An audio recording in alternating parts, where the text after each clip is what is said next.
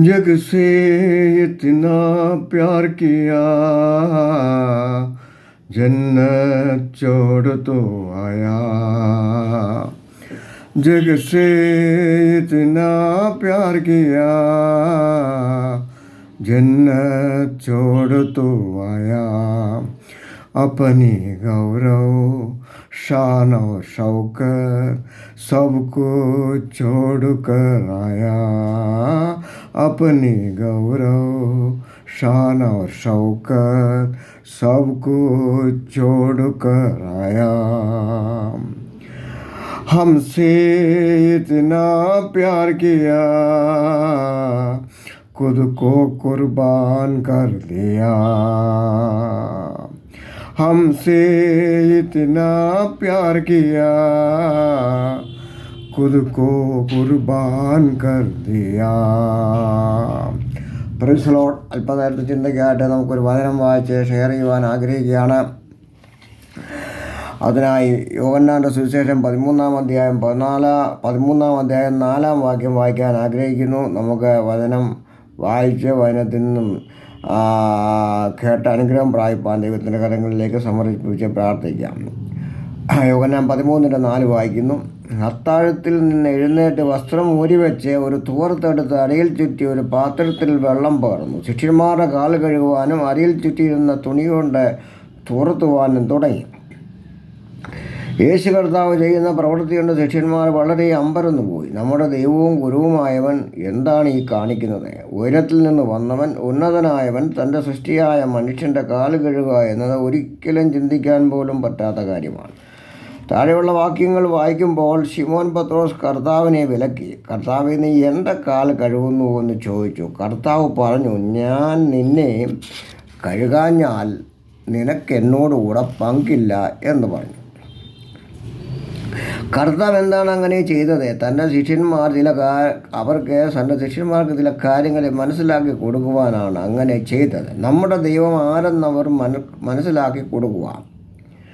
കർത്താവ് പോയി കഴിയുമ്പോൾ ശിഷ്യന്മാർ ഒറ്റയ്ക്കാകും. അവരുടെ ആത്മാർത്ഥമായ ദൈവവേലയ്ക്ക് വേണ്ടി അവർ അറിഞ്ഞിരിക്കേണ്ട കാര്യങ്ങളുണ്ട്. അവർ തമ്മിൽ വഴക്കടിക്കാൻ സാധ്യതയുണ്ട്. ഞാനാണ് നിന്നേക്കാൾ വലിയവനെന്നും ഞാൻ നിന്നേക്കാൾ മിടുക്കനെന്നും മനോഭാവം അവരിൽ ഉണ്ടാകുവാൻ വളരെ സാധ്യതയുണ്ട്.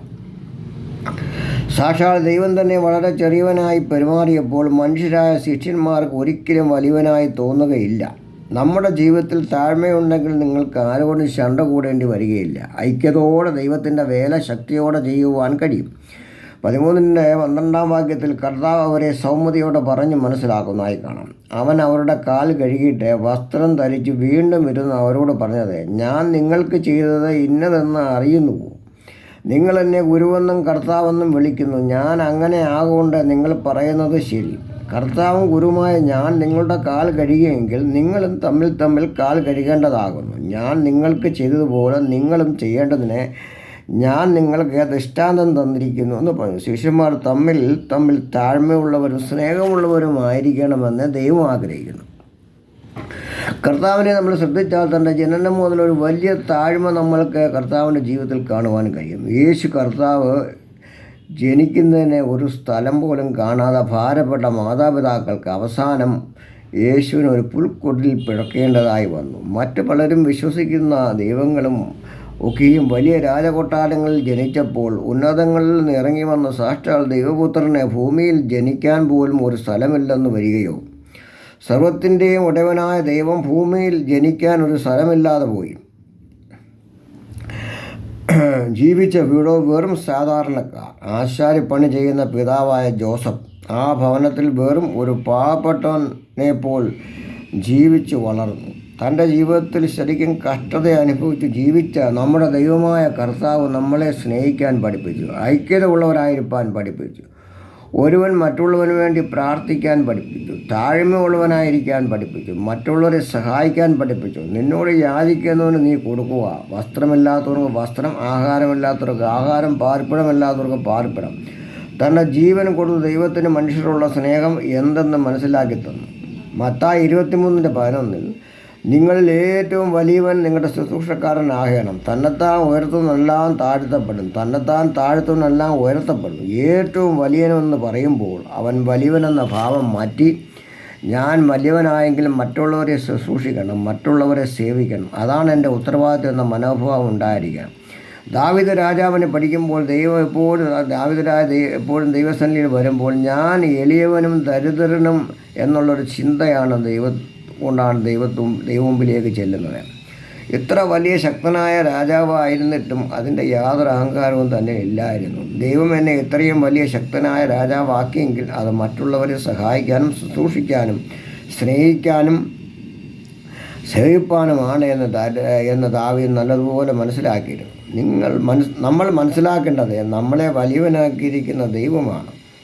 നമ്മൾക്ക് കഴിവുമെടുക്കാൻ തരുന്ന ദൈവമാണ്. അതിൽ മാത്രം സന്തോഷിക്കാതെ നമ്മുടെ കഴിവുകളും ദൈവകൃപയും മറ്റുള്ളവർക്ക് പ്രയോജനമാക്കി മാറ്റൂ എന്നാണ് ദൈവം ഉദ്ദേശിക്കുന്നത്. മത്തായി 20:27 വായിക്കുമ്പോൾ, നിങ്ങൾ ഒന്നാമനാകുവാൻ ഇച്ഛിക്കുന്നതെല്ലാം നിങ്ങളുടെ ദാസനാകണം. മനുഷ്യപുത്രന് ശുശ്രൂഷ ചെയ്യിപ്പാനല്ല, സൂക്ഷിപ്പാനും അനേകർക്ക് വേണ്ടി തൻ്റെ ജീവനെ മറുബലിയായി കൊടുപ്പാനും വന്നതുപോലെ തന്നെയെന്ന് പറഞ്ഞു.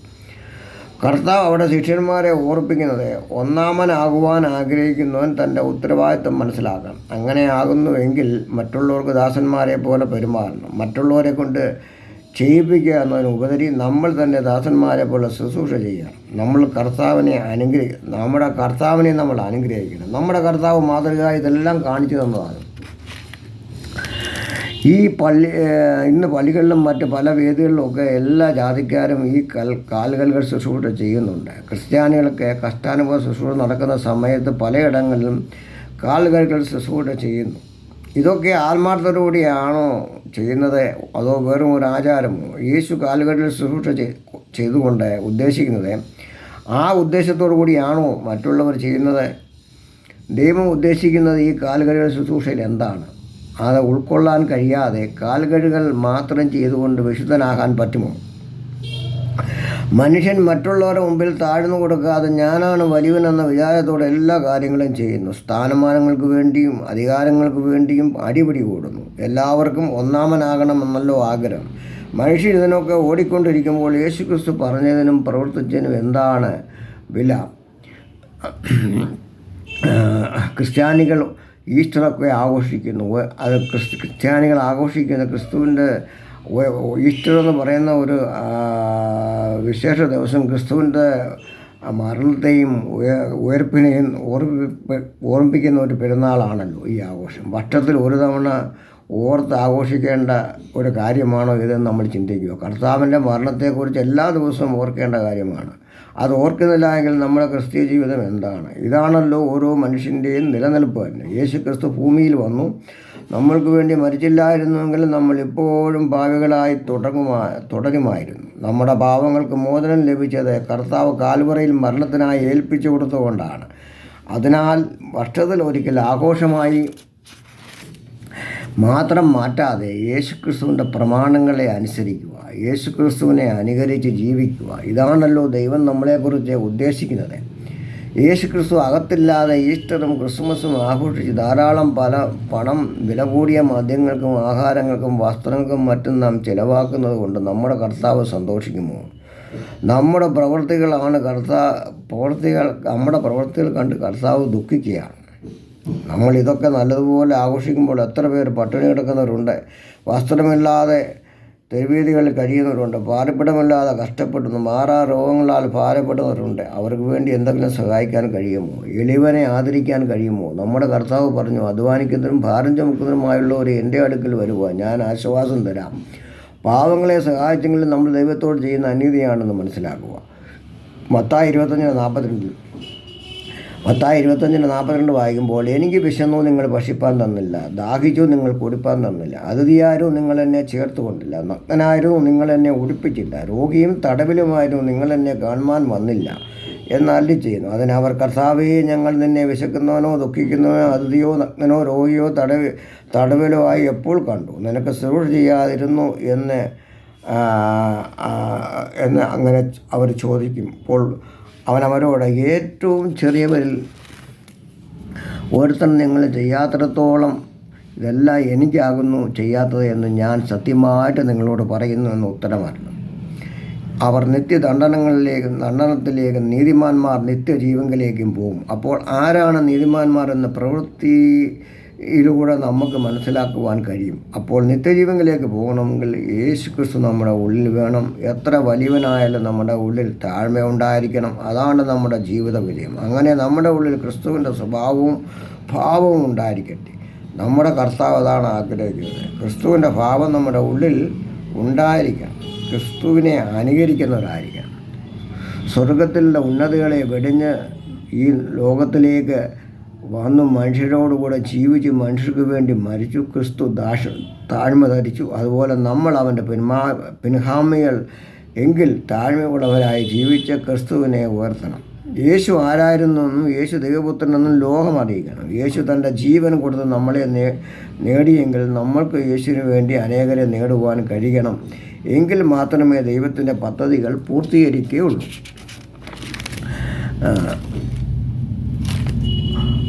അപ്പോൾ നമുക്ക് ഇതിൽ നിന്നും മനസ്സിലാക്കേണ്ട പ്രത്യേകമായ ഒരു കാര്യം, നമ്മളെപ്പോഴും ശുദ്ധീകരണം നമുക്ക് ആവശ്യമാണ്. കർത്താവ് നമ്മുടെ കാലുകൾ കഴുകിയെങ്കിലേ ശുദ്ധീകരണം വരികയുള്ളൂ.